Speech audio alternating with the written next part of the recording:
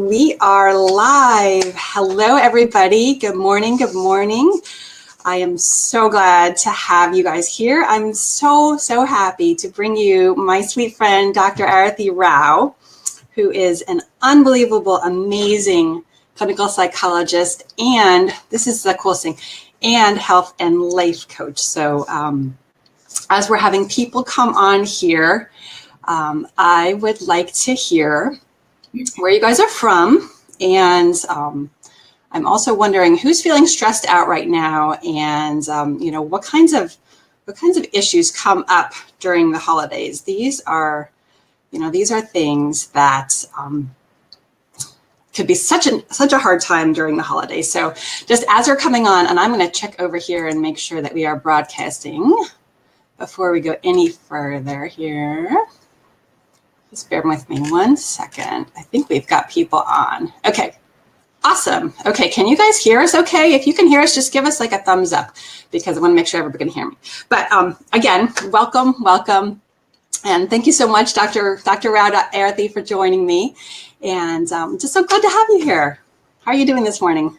Oh, I'm doing great, Sarah. I am so excited, super excited to be here with you today and talk to you as well as all the other people on the call. Awesome.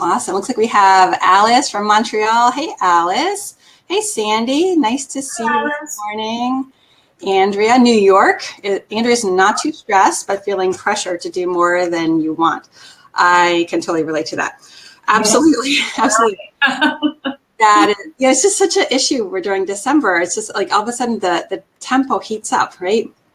Well, before we get into some of the tips, I would really love you guys to hear. Arathi has this unbelievable story. So I don't know, which one did you want to share? Did you want to share the one about your husband or the other one? You guys are not. The other one is more recent, so I can just start with my husband, but most importantly, I'll talk about the other one. Okay, go ahead. Yeah. So, hi everyone. I'm really excited to be here with you guys, and I just want to share my why, my big why for why I talk about stress and managing stress, not just holiday stress, but all kinds of stress. So my big why is about almost 17 years ago, we were out to dinner, and all of a sudden my husband started to not feel too well. And I thought, when we came home, and I thought it was just indigestion problem. So I was trying to hand him like something for his stomach. And he said, no, I don't feel well. And I rushed him to the hospital because he said, my chest feels tight. Mm-hmm. And he is so not a poster child for any heart problems. That wasn't even on our radar screen. And he ended up having to have a quintuple bypass at a very early age. He was only in early 40s.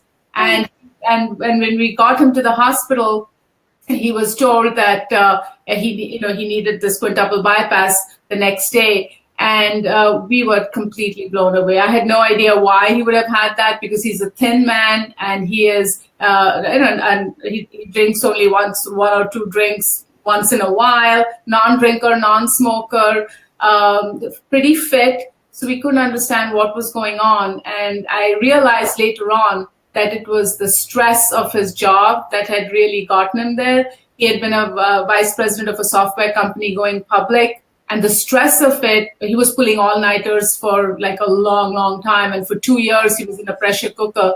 And the stress was too much. And at that time, nobody even knew what the dangers of what stress can do. So I started doing a lot of research and started working with heart patients. So I'm really a cardiac psychologist as well, and I work with heart patients. So he had a heart attack. It was they were blocked arteries. So they were like 99% blocked. A number of his main arteries were all blocked. And so he avoided a heart attack, but they did say he was dead man walking at the time. So in other words, he had very few symptoms, actually none until the last moment when he started to feel a little shortness of breath. Mm-hmm. So it came out of nowhere, and that's the shock of how it all happened. And we had no clue that this had been brewing. And 6 months prior to that, he had 2 stress tests that were normal. Uh-huh. And, so it was a huge shock. And then when I did the research did not even indicate that stress can lead to heart problems. Yeah. But the more I saw patients, I realized that stress is a big factor. Now, if you go and Google it. Stress is one of the major factors for heart disease and high blood pressure. Which he didn't have. He didn't have high blood pressure or anything like that, but it can lead to blocked arteries and other types of heart problems. That was my big why. So then what happened? So he had surgery. He had surgery. He had to have 2 surgeries. One, he had the main surgery for 7 hours, and then the stitches burst open, like right after the surgery the next morning, right in front of me. I was in the hospital room visiting him. And I watched while 500 cc's of blood started pouring out of his chest tube because the stitches burst open. And that was not the mistake of the surgeon or anything like that. It was just a freak thing that happens in 1 in 1,000 cases that happens. And of course, he had to be that one. So he had to go through another 3-hour surgery after that. Wow. So we went through really, I can't even, like when I think about all that, I feel shivers going down my spine. It was an awful, awful time. And we have twin girls who were just 4 years old at the time, and little girls, and it was really awful. But he made a very, very good recovery. He had to completely change his lifestyle after that. And, he's not working for that company anymore, needless to say, and works for a much more, low-key company where he's not stressed out. He's able to spend more time at home. So a lot of good came out of that. And that's something that I share with my patients, because when a crisis happens, initially you go through the why me, why did this happen, and we are very stressed out about it. But some months later, it's really important to see the silver lining in that cloud. And the silver lining for us was that he started to dial back his work and started to not have such a stressful job and started to spend more time at home. So a lot of good came out of that. Weird though that sounds to say, but right. Yeah. So, oh my goodness, unbelievable. So that's your big why. That is one of the big whys. But can I share the big why that happened? Sure. Yeah, absolutely. Go ahead. Okay. So the second why happened just last year. It was a week after the elections had happened. And this patient of mine was scheduled. Usually he used to be like a Friday morning patient, and he never used to reschedule. In fact, my assistant and I were discussing that if he canceled, he would never reschedule. And the week before that, he said to me, "Oh, I can't come next week, but you have something else available." That was a miracle, because he scheduled himself for a Wednesday at 3:15. So the guy shows up in my office, and within 10 minutes, and here he was a heart patient. And he started to talk. And then all of a sudden he said, "Oh," so I said, "What happened to you?" So I leaned forward, and here his ICD has gone off. The ICD is an implantable defibrillator that is implanted in him to prevent sudden death from a very dangerous heart condition he had. So I ran over to him, put my arm around him, and I said, "Don't worry, it's going to be okay." And I called 911. He was very stressed because of the election results, and he was worried that, his Medicare would be taken away from him, et cetera, et cetera. So he had built himself up, and I was starting to calm him down, but it didn't work, only because he was already like escalated when he walked into my office. And this happened within like less than 10 minutes. Ran over to him, called 911.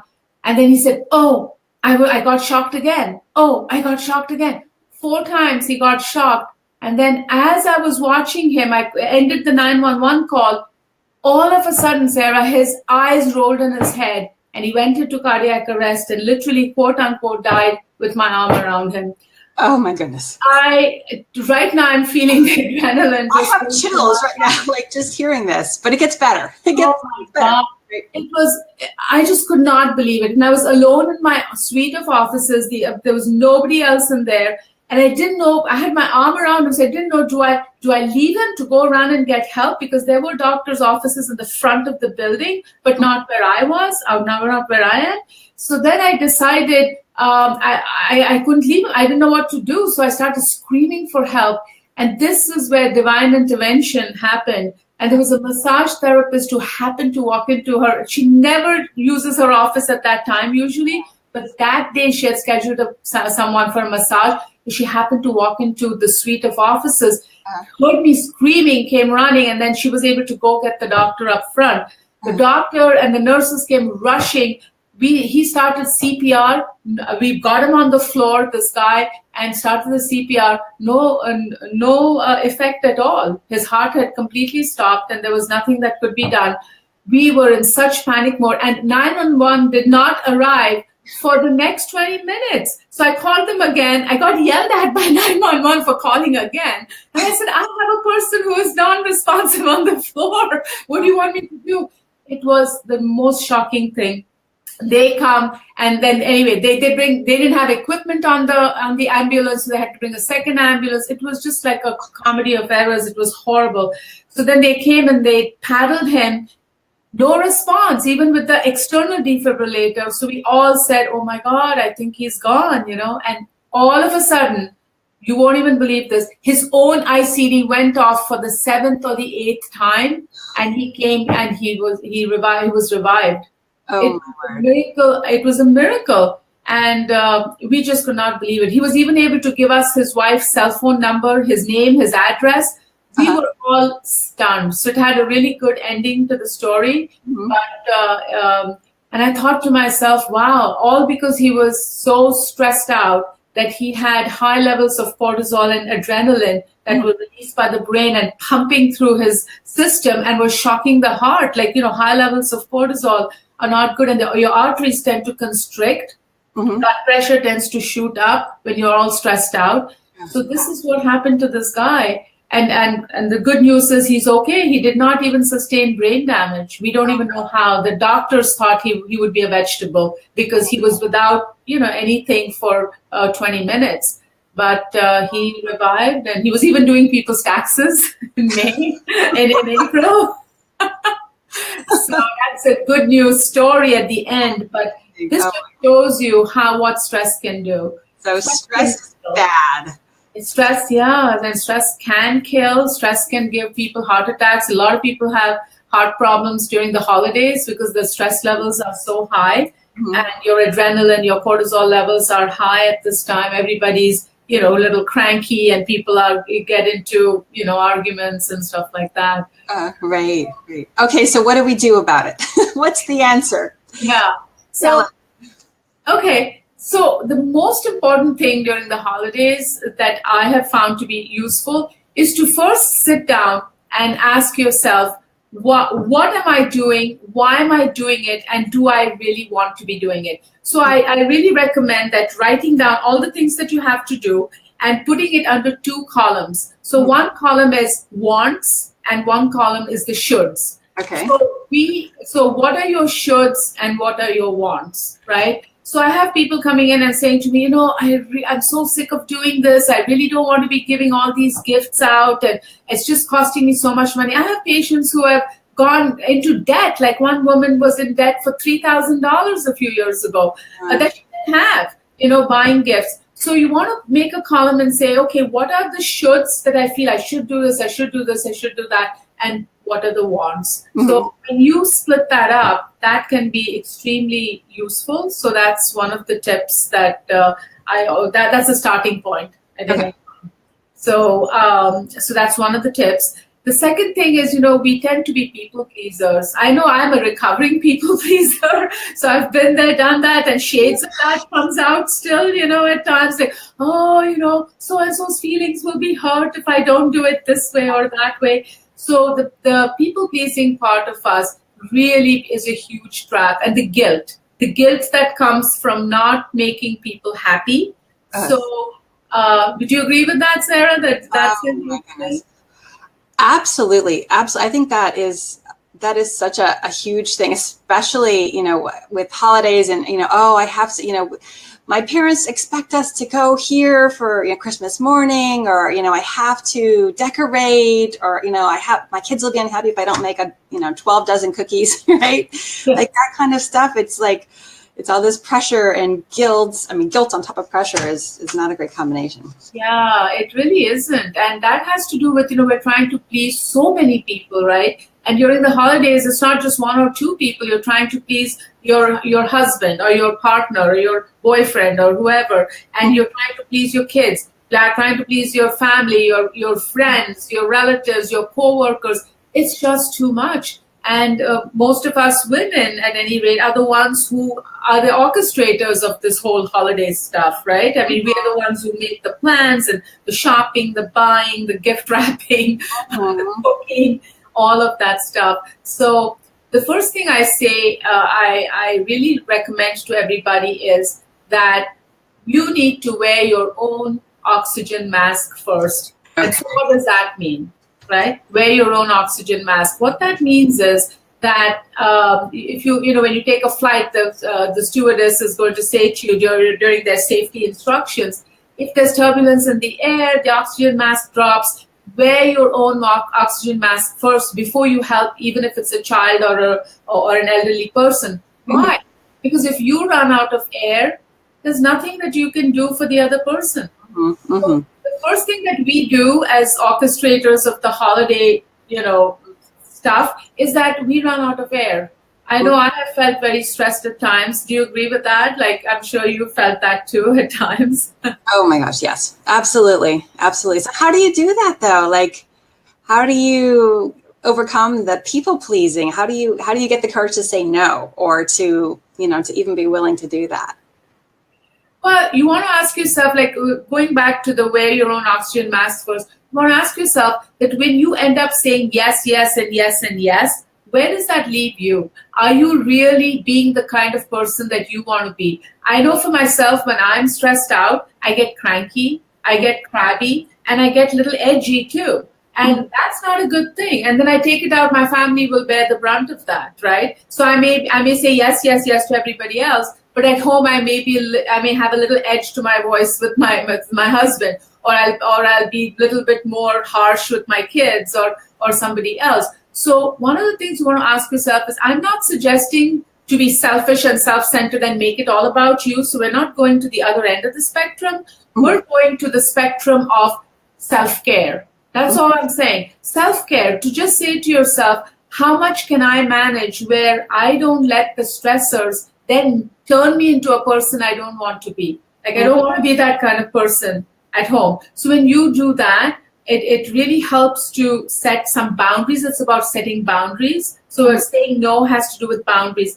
And really asking yourself, what is the consequence of saying no? So let's go through some examples. Say your friend calls up, and I had this example just the other day with a patient who brought in this example, which was interesting. She is stressed to the hilt up to here, but she's a people pleaser. And she got a call from her church saying, we really need 2 or 3 other people who need some help. I need you to go to their homes and spend some time with them because they're lonely.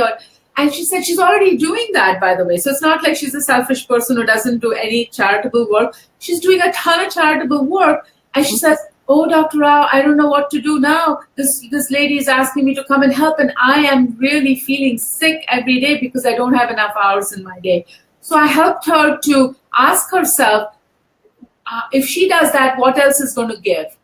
And so she realized that what's going to give is taking some time out for herself to recharge. I mean, we even recharge our batteries. We recharge our cars, right? We refuel our cars, but we don't refuel our own batteries. And I said to her, what's the consequence of that? She said, if I do this, I will not be able to get to bed in time. If I don't get a good night's sleep, I'm not able to function next morning, and I have all these things to do tomorrow. So I said to her, let's weigh that now. And now you make a decision. If you go here, what is the consequence? Because it has to give somewhere. So I helped her to make choices. And once we did that, she felt comfortable enough to call the woman back and say, I'm sorry, but I looked at my schedule. There's no place that I can do that. I'm really sorry about that. And she was able to do it. I think that's so interesting. Just like thinking, what if I say yes to this, then I'm saying no to something else. So what is that? It's a lot easier than just thinking, well, no, I can't make that time for that. And just feeling like, well, I don't want to, so I'm not going to. Like that feels a lot more selfish than saying, oh, well, if I do this, then that means I'm going to be unhappy or I'm going to be late the next morning. And I don't want to do that to myself. I don't want to do that to my kids. Yeah. I think that's a much easier decision to make when you actually weigh it like that. Yeah, so it's very important to weigh that and also schedule that. Again, it feels selfish to us to take time out to maybe just put your feet up and drink a cup of tea or a cup of coffee and just chill out. But the thing is, if you don't do that, what's going to happen to you later on? You're going to get tired faster. Like I have women coming into my office with to-do lists that are a mile long to be accomplished, right? And they're so stressed about what I have to do this, I have to do this, I have to do that. And I say to them, okay, let's look at the list and let's see what can you accomplish today, not tomorrow and not during the whole holiday season.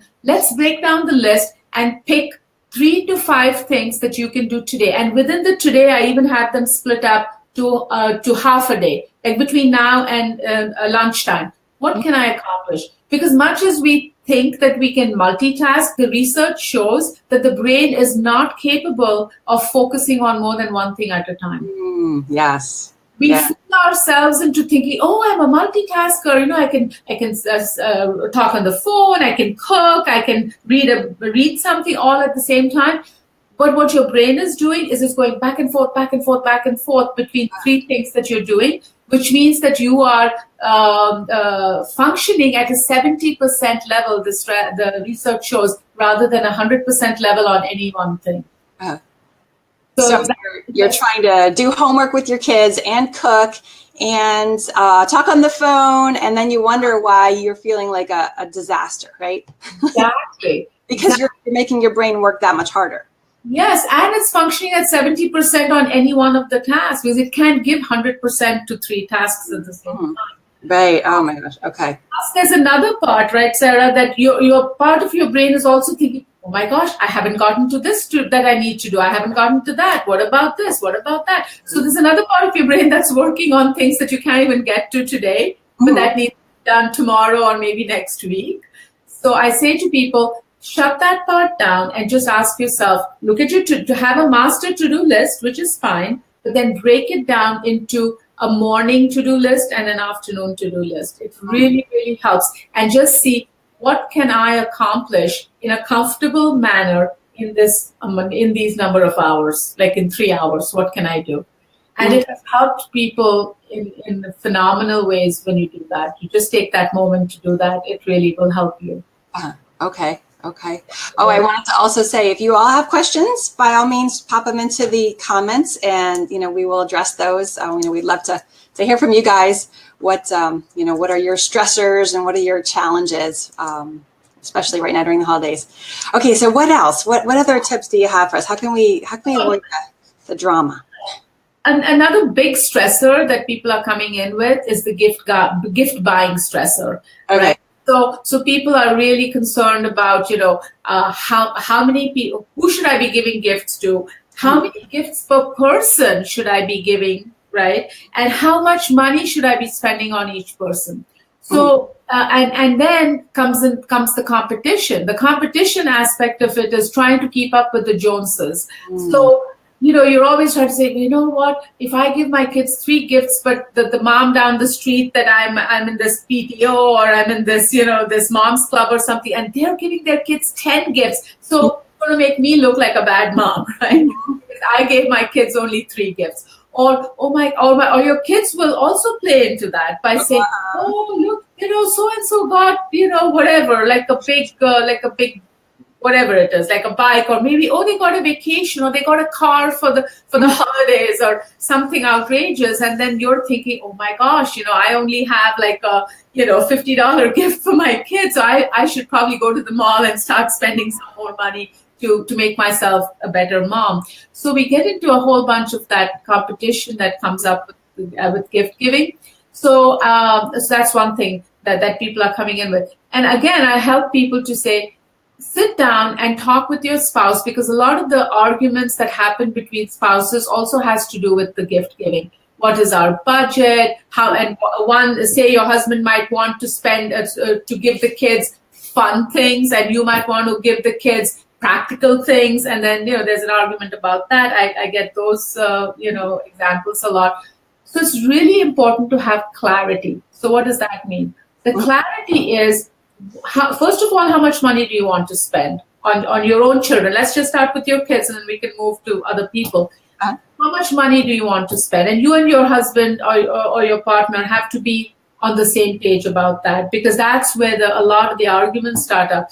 So how much are we going to spend? And what are we going to spend it on? So your husband might say, oh, I want to get him this cool toy because I think he deserves it. And you might feel, no, the cool toy is going to be he's got enough cool toys. I don't want to be buying that. I want to be buying him something else that's more practical.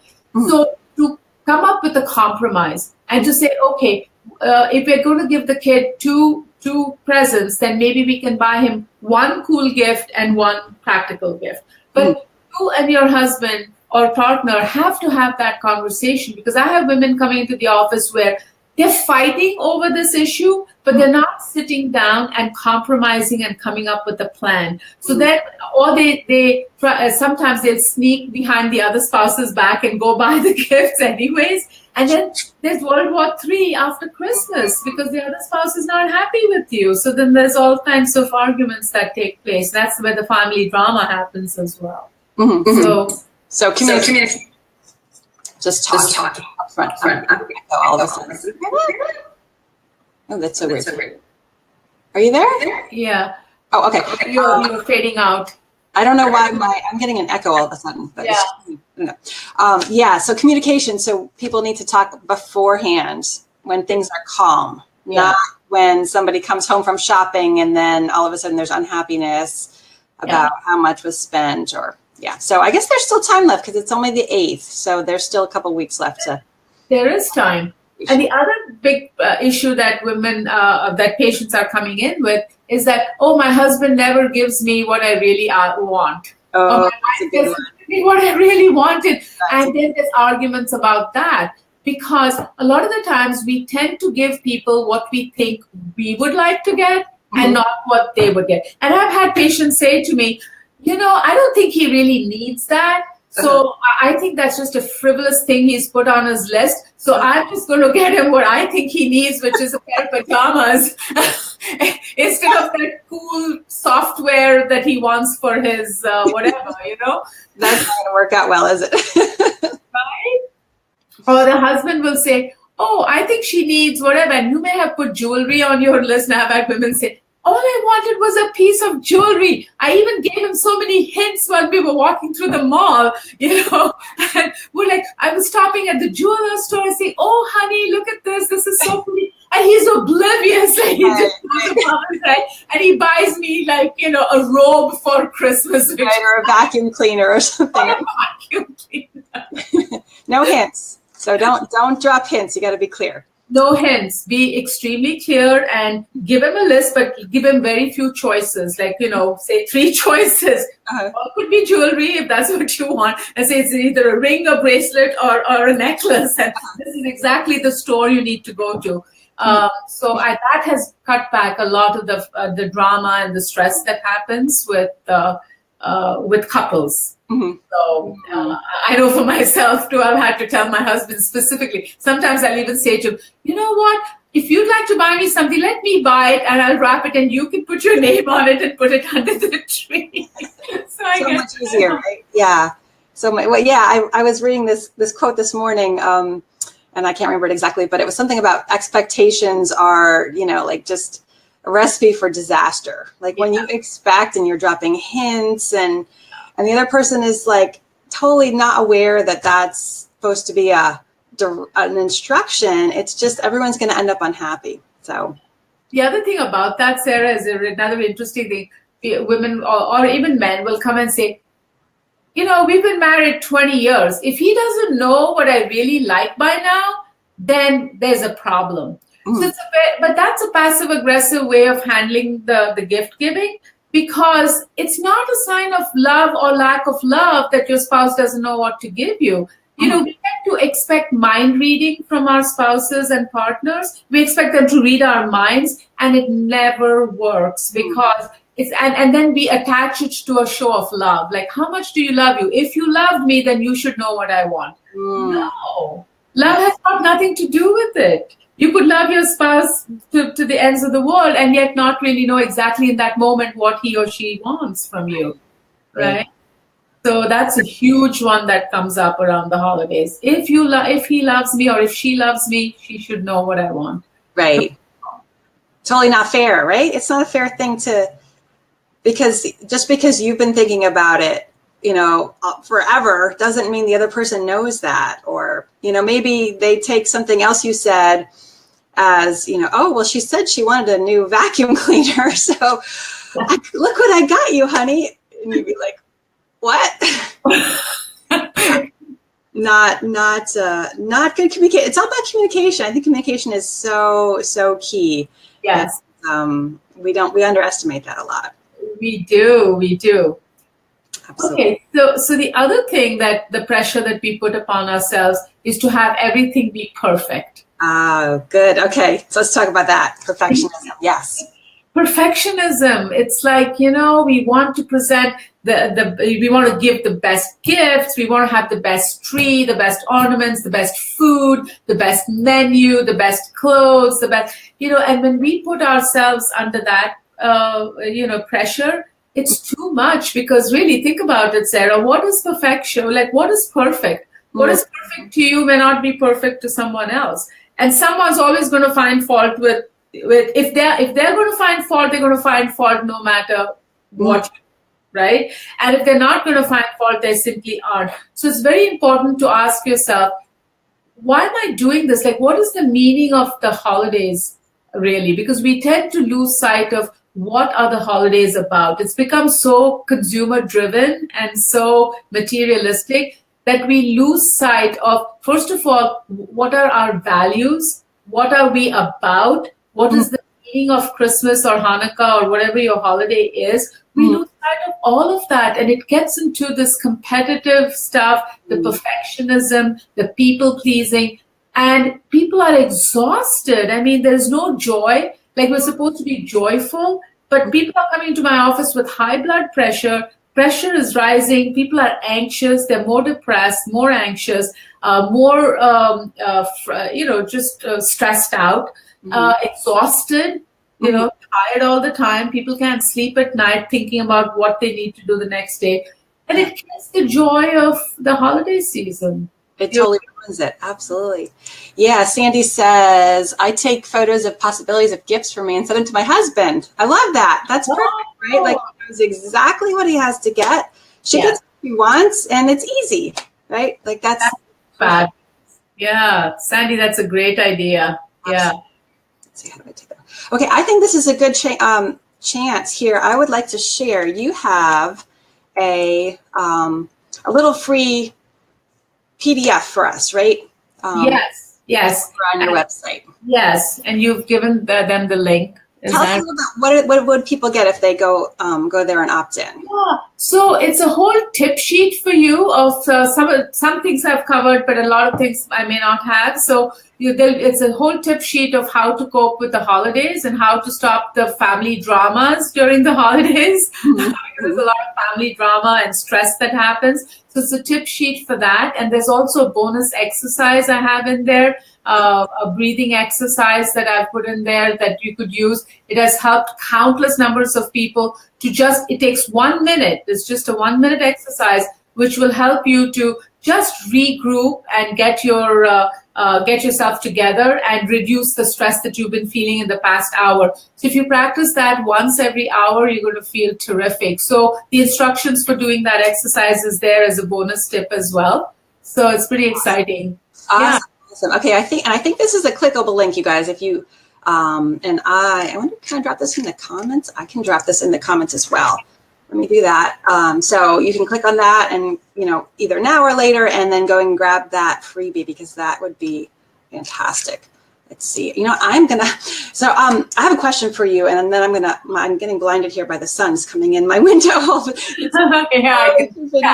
But we've had some people in our group, and they've said, I just can't get into the Christmas spirit, or the holiday spirit, Christmas, Hanukkah, whatever. And they're like, really, it sounds, I don't know if it's depression or just kind of like a little bit of the winter blues. What would you say to people if they're like just not feeling it, and they're not wanting to decorate, and they're feeling like they should feel, happy and they're and so that adds on to the guilt. What kind of strategies would you have for someone in that situation? Yeah. I have a number of. Go ahead. There we go. I have a number of people who come in with that, just not feeling connected. And it could be due to many different reasons. So some of the reasons could be that they had losses in their lives around Christmas time, from the year past or years past. And Christmas always brings up bad feelings for them. So that's one thing that happens, and they're just not in a mood. They may have lost a parent or a child or a spouse or somebody around that time. So what I say to people is, you want to honor your own feelings, because the stress comes from feeling that you shouldn't feel that way. And people always say to you, you shouldn't feel. And you know what? Feelings simply are. They're not right, wrong, good or bad. And you can't just tell someone, stop feeling anxious or stop feeling depressed, or that you should do this, you should do that. So what I tell people is, honor yourself. Ask yourself, if you're not in the holiday spirit, that's okay. So you're not in the holiday spirit. You shouldn't have to do things just to please other people. It goes back to the people pleasing. And you have to say to yourself, I can't help these feelings. I have to honor them, because guess what? If you just stay with that feeling, you are able to get through it much faster than if you resist it. Like, what resists persists. This is a really important thing to realize, that we try to make bad feelings go away. And the harder you try to make it go away, you're kind of butting heads with it, and it's not going to go away. But if you just sit, acknowledge your feeling, number one, like, I'm feeling blue right now, I'm feeling down, find out where it's coming from. And if, say, I'm missing, say, my mother or my father or my spouse or whoever you have lost, and give it some time to just mourn them even if it's for a few minutes, because when you give yourself that time, I can assure you, you're going to feel better after doing that, because you've acknowledged that feeling and you have honored it within yourself, rather than pushing it away and trying to get through life. And it's going to make you feel a lot better. I'm talking about just general feelings of, I'm not talking about clinical depression, which of course helps for that. I'm not trying to minimize those feelings. It's just that when you feel blue, you have to sit with the feeling, acknowledge it, and then sit with it, find out where it's coming from, and then give yourself some affirmations about it. Maybe you want to go and, look at some happy memories about that person that you lost. Maybe you want to commune with them. Maybe you want to think about them. Maybe you want to look at some photo albums. Whatever it is that you need to make yourself feel good. After that, you will feel you'll find yourself in a much better mood to then do whatever you can. And it doesn't mean that you have to do what other people are expecting you to do. You have to honor yourself. I love that. I love it. I think we don't realize how important feelings are. And I think we're sort of taught to to ignore them, or to be able to just put them aside. And they're so important, because if you don't feel good, then it's just going to have the repercussion. I mean, besides the stress and the heart attack issue of just everything, it impacts your entire day. Yeah. Absolutely. And that goes for all other feelings as well, Sarah, because even the stressful feelings, like you just mentioned, the everyday stressors, if you feel the stress, honor it and ask yourself, what am I feeling right now? Maybe I'm feeling resentful that I have to run around. Okay, so then honor that resentment and say, okay, if I'm feeling resentful, there's something wrong with this picture. Maybe I have to cut back something, right? Maybe I have to run. Maybe I have to give myself a bit of a break. Maybe I need to put my feet up and watch my favorite TV show, because I'm not giving myself a chance to do that. Because believe me, once you honor the feeling and you follow through with it and give yourself that break, you will be much more energized to go on to the next task, rather than pushing your resentment aside and saying, no, I don't have time for that. I just have to keep going, because then you're going to continue feeling resentful or stressed out, and you're not going to accomplish, what you set out to do. And that's when you turn into a volcano, and so you get more and more angry, or more and more sad, and then you just blow up, right? Yes. You can only put it off for so long, and then it becomes more and more and more. So it's definitely counterproductive. Yeah, it's completely unproductive. And we're so taught by society to put our own feelings aside and worry about everybody else. And oh, this brings me to another very important point, and that is caring versus over caring. Okay. Okay, so we are so programmed to care for everybody else, especially around the holidays. You know, it comes at us from not just a religious standpoint, but a cultural standpoint, from a family standpoint. You know, you have to care for everybody else, and then if you care for yourself, it feels that you feel the guilt or you feel selfish. But over caring is when you stop finding the benefits of that, like when you take on other people's issues and problems and make it your own. And that comes up a lot. Like, it's one thing to be empathetic, to be sympathetic, to take care of people up to a point. If you picture it like a bell curve. But after that, when you take their issues upon yourself and make it your problem and your issue, what you're doing is you're letting them off the hook. You're not holding them accountable to help themselves. You're trying to do all the work for everybody else. And that creates resentment within you, and you burn out much faster. And it creates the guilt because you feel, and then you feel resentful, like, why isn't this person appreciating what I'm doing for them? I'm doing all this stuff. Then it puts you in a martyr role as well. And so martyrdom is not a good thing. Guilt, martyrdom, all of those things when you overcare. Right. Oh, so good. Okay, we have some questions. Ryan said, how do you deal with difficult family members? And then it looks like we have couple of related ones. Marcia says, in a family that's split with divorces and several members, she's challenged by whether to invite them separately or just deal with that hour and a half together. So how do you deal with like families that they're not getting along? You know, they don't want to talk to each other. If they do, it's like, it's very unpleasant. How do you manage that? Yeah. That's a great question to ask. So when it's a divorce situation, or some divorce situations are so very contentious and so awful that there's no way that you can put these two, opposing parties in the same room. Because if you do, just for the sake of having, everybody together, then you're falling under the illusion of, oh, we're all a happy family, we can all get along. No, you have to make some choices.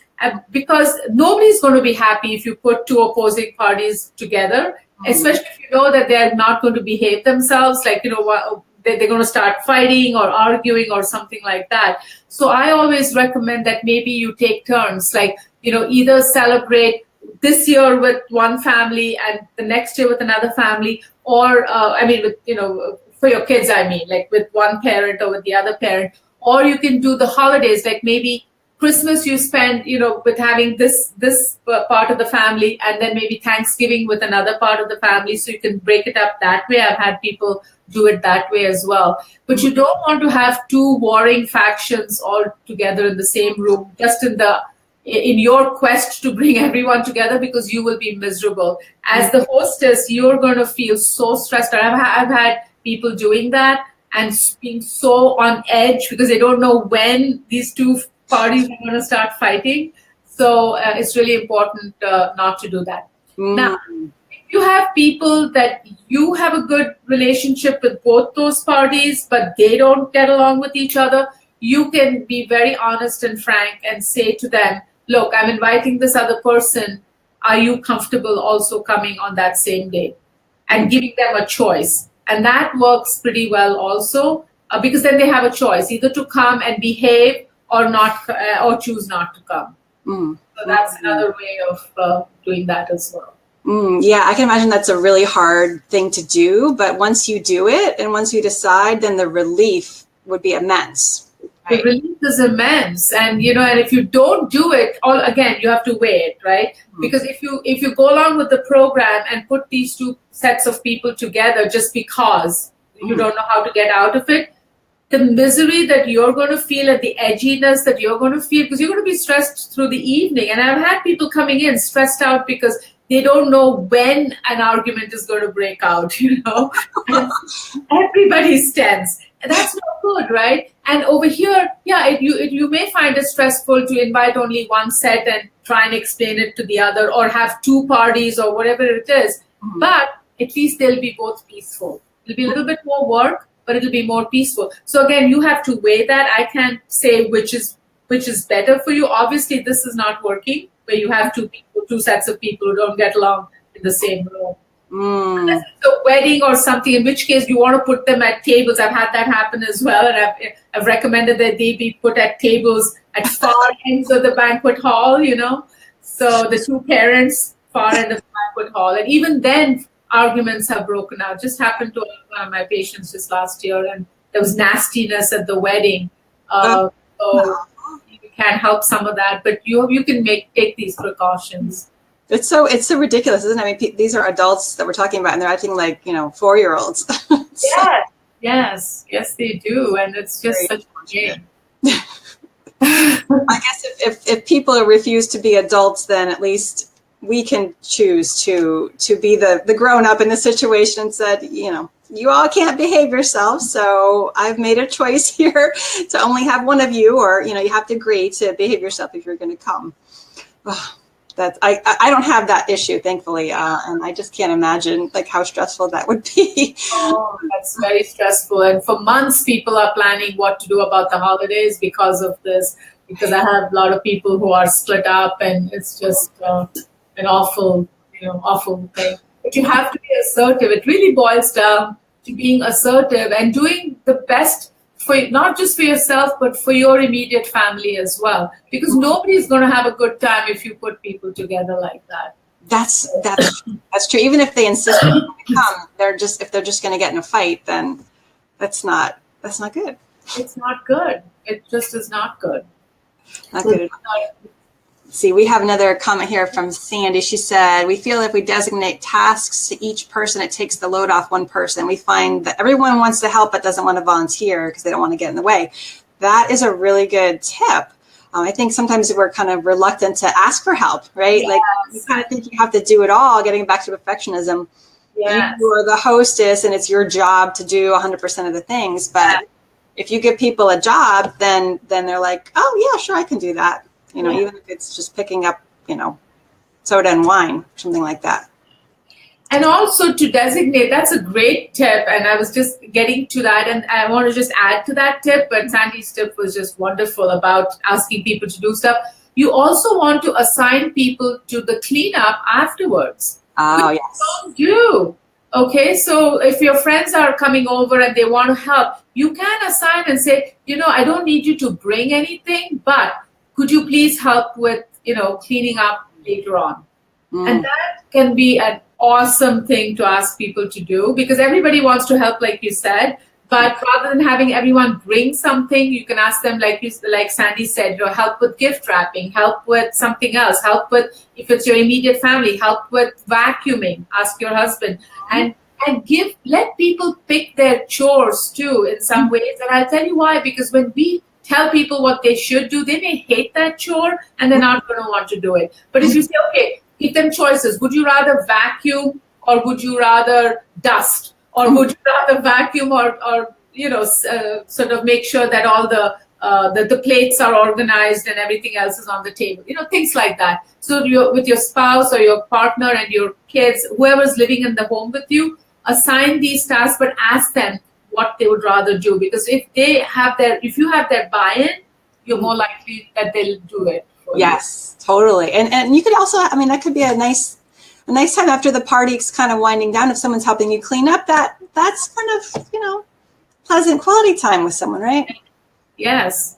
And most of us don't do that, right? We don't assign that. And you want to do that ahead of time so that people know that to leave that extra time after the party so that they're not rushing off because they have something else to do. So it's not fair to expect them to stay afterwards if you haven't asked them, ahead of time. So, Absolutely. So I think you can do that. All right, we have a good question from Cindy. She said, my problem is my kids, mother-in-law, hubby, and very close friends want me to do everything for them, and I'm stretched out, have no time for myself. Absolutely, right? This is exactly the problem, Cindy. We hear you, and you got to be strong. We hear you, Cindy. The thing to do again, like I said a little bit earlier, the magic word that we all, and I included, have to really learn and keep it in the forefront is the word no, N-O, because that's the hardest word. It's a little word, but it's the hardest word to really say. So So what I'd like to suggest is another golden rule I have. When people ask me to do something, I say, let me think about it. I'll get back to you. Okay. Because in the moment, because I feel awkward, I'm going to say yes more likely than no, and I don't want to say no. So, but if you give yourself that little bit of a leeway of time to think about it, then you're able to gather up your courage, if you will, or whatever you want to call it, to say no. So I have learned for many, many, many years, I will never say yes right off the top of my head. Even if I know it's a yes, I won't. It's because it's become like a default response. I just say, well, let me think about it, and I'll get back to you. Okay. Okay, so that's a great thing to just learn, and it has helped many people, including myself. And when you do that, then you can think to yourself, am I really able to do this for everybody? So Cindy, if 3 or 4 people are asking you to do X, Y, Z, and PQR, of tasks, at least this buys you some time to step back and say, I'm able to do this for you, but unfortunately, I'm not going to be able to do whatever else for you. And then make some suggestions. And you have to be very firm, because that's where you draw the line. That's setting boundaries. And you have to set real clear expectations, clear boundaries, and say the word no. But if you take some time for yourself, you're going to be able to sort that out for yourself much faster than if you give answers in the moment, which will all turn out to be yes. And then you hate yourself later, right? Then you're frustrated and resentful. And yeah. And I've also found, like, the less you explain, the better. Like, if you say, no, I can't do that because I want to watch TV, or because, I have too much to do, then the other person is going to come in and start negotiating with you and bargaining, right? Like, my kids do this. Yeah. If they say it's time to go to bed, they'll be like, well, no, it's not, because you have to get up early. I'm not tired, right? So then that's like they're in. But if I just say, no, it's time to go, and I don't give an explanation, it's just time, because I said so. Yeah. And it does not open that door for negotiation and bargaining, right? And that technique is called the broken record technique, by the way. Okay. The broken record is, I hear you, I know you want me to do this, unfortunately, and I can't do it. Mm-hmm. Right. And that's it. So you keep repeating that, but without giving explanation, because the other person's going to up the ante by saying, but, they're going to give you all these reasons why you should do what they want you to do.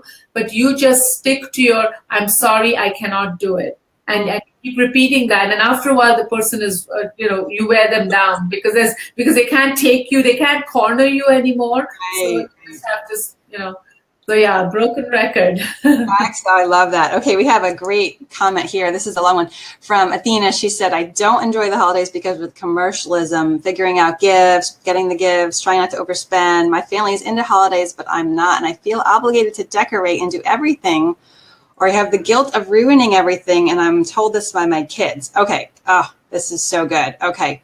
Guilt. She's ruining everything. Of course she's not, right? But okay, so what would, if she came in and sat down in your office, what would you tell her? Oh, a long one. I'll leave that for another couple seconds, but go ahead.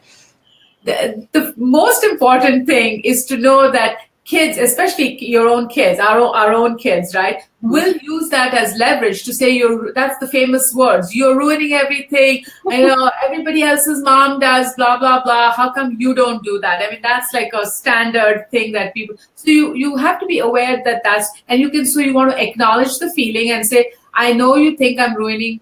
I'm sorry that you think that, right? I'm sorry that you think that I'm ruining everything. And you don't say, but, and I'm not able, I'm not going to be decorating for the holidays. I'm sorry that you feel this way, and I'm not going to be able to do it. So that's where the broken record comes in as well. Mm-hmm. So that's one thing in terms of how you're going to address it. The second thing is addressing it within yourself, because a lot of this is the conflict that goes on within us. Like, am I a bad mother? And, we tend to kind of buy into what our kids are saying. So if they say you're ruining it, if you buy into it and you have a hook for it, they're going to keep hanging it on your hook. So I tell people, get rid of that hook within yourself. ask yourself, what is the evidence that you have ruined everything? Is that true? No. Write down all the evidence you have that it's true. You're going to find nothing that's true about that statement, right? And then you ask yourself, what is it that I have done to prove that I have not ruined the holidays? Well, I've done this, I've done this, I've done that. It may not be exactly what your kids want, but you've been putting in a lot of effort in some other way. So you have to be comfortable with that within yourself and know that these are just words that they're using and it's manipulation. Mm-hmm. So those words, you are ruining everything, is a way to manipulate you. But if you're on shaky grounds, you're going to get manipulated. Mm-hmm. So you have to be on firm ground to know that you've done the best you can and this is your decision. No ifs, buts, and ands about it. So you have to work at it from both ways, what you say to them and also within yourself. Oh, I love that. I love that. Yeah, my kids want me to decorate more than I do too. And I'm like, I do not have a decorating gene. Like our Christmas tree is like a little, it's okay, but it's not, we haven't taken many pictures of it, I don't know. It's just not me. So I'll bake, but, we'll play music, but there's not much decorating going on in my house. And I'm just like, sorry guys, I can't.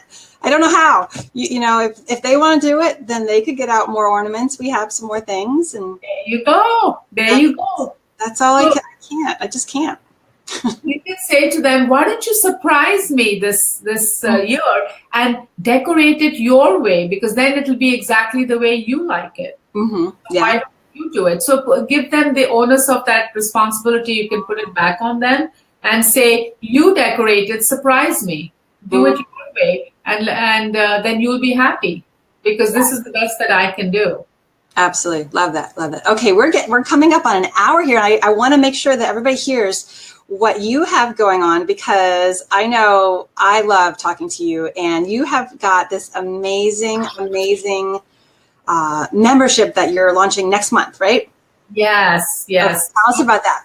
Yeah, by January or max by February, but hopefully by January. Yeah, I'm really excited. It's a membership program called Happiness Achievers, because my whole goal and mission is to help people to reduce stress so that they become just more resilient and you can embrace life better and lead a more healthy and fulfilling and happier life. So that's really the mission for my membership group. And what we're doing is you get 4 things that I do every month for people who join it. So it's a happiness journey that you're going to be going on. And there are several steps in the happiness journey. And you may be at different, stages of that journey. So I provide like a masterclass every month. And I'm going to give you some of the topics we've already done. The group's been running for 6-7 months now. So here are some of the topics for the masterclass. Mm-hmm. The one that I just did was taking stock of your life at year's end. And it was just, people are just loving it, because if you don't know where you are, then you don't know where you need to go. We talked about coping with holiday stress, how to get and stay motivated, how to talk so others will listen, how emotions affect your health, know your worth, your self-worth, and the law of attraction. So these were some of the topics I've already covered, and there are many more exciting ones that I'm planning for the group going forward. So you get a masterclass every month, you get a Q&A, a live Q&A with me, so that you can come on and ask me questions, and it's just great where everybody gets to, interact. And then you get the 2 other pieces, like you get assessments and cheat sheets, etc., and other resources for the other 2 weeks. So every week you get, a piece of content. So I'm super pumped up about launching that for a bigger group come January, so that people can have transformations in their lives. And the people in my group are having phenomenal transformations just by being in the group, with the energy of the group. That's so exciting. That's just fantastic. I love that, because that's what everybody wants, right? Like everybody wants to be happy. And that's I think that's what we're seeking when we're doing all these other things, like going on Facebook and, trying to make the others in our lives happy. And so that's sort of like one of our main goals. So that's what people can get and learn, and just so much growth when they learn these things from you. Yeah. Well, I'm really excited, and I hope that, people will check us out. Awesome. Okay, so we have this link. So if people sign up for this tip sheet, then they'll also be hearing from you later on. Yeah. Ready to launch. Yeah. I have videos and other things that will help them to get a better feel for it. It's very exciting. So okay, all right, and then we also have your Facebook page here. It's called Embracing Life, and there is the link to the Facebook page, and you've got all kinds of happy, positive things going on there too, right? Yeah. Yes, we do, and I have a group as well that once they join, once they download the tip sheet, they can join the group as well. It's called Seeking Happiness, the group. So Seeking Happiness with Dr. Arathi Rao. So we do a lot of stuff there. I'll be doing some challenges on the Facebook page and the group. So we will have some exciting things coming up. Fantastic. Okay.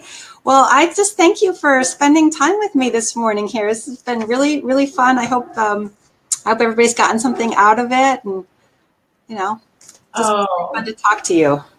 Thank you so much, Sarah. You are just wonderful, and I feel so connected to you. You're a beautiful person, and I had an awesome time for this last hour. And I want to thank all the members of your audience too, who who commented and who took time out of their busy schedules to be on this call with us today.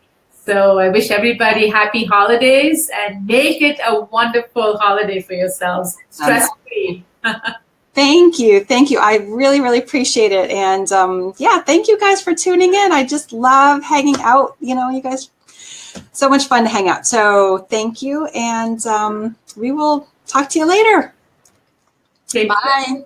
Bye. Thank you.